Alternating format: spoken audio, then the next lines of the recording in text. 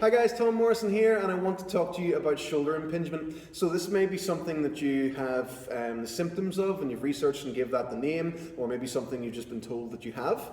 It is dealable with. You may have something floating around your shoulder, but for a lot of people, if they can work on their thoracic extension and their shoulder flexion, they may not experience the pain anymore. So very first thing I want you to try is to raise your arms up above your head and have them as high as you can, and see, can you get a nice straight line all the way down.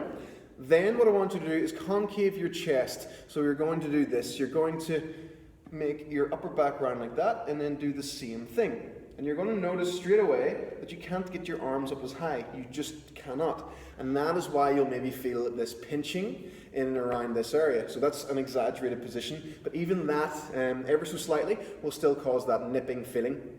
The other thing that you want to have is obviously your lats opened up. So if your lats are opened up, you're going to be able to actually get the arm above the head. So the other thing I want you to try is just grab a big chunk down here and do the same thing, and you're going to feel how much that stuff actually moves whenever you raise your arm above your head. So opening up your lats and opening up your upper back is going to make a massive improvement to your actual overhead position. And like I said, even if you do have something wrong with your shoulder, if it's centered in the socket and all the muscles around it are working well, you may not experience any symptoms and you'll be able to carry on with your training absolutely fine. So two things to search for. One would be on T Nation, search for loaded lat stretch or loaded stretch. The one shoulder stretch you need, search for that one. This one's by me. And then the frog thoracic rotation. So those are two really good exercises to search for. It is stuff that's just added, it's covered in the simplistic mobility method anyway. So if you can't bother searching for that, just get that. It's all included in there.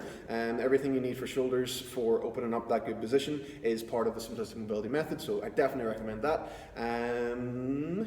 Yes, so that is something I would always recommend to try first before even considering surgery. See, can you improve your overall mobility around the shoulder, and then you may not have to go down that route. Okay guys?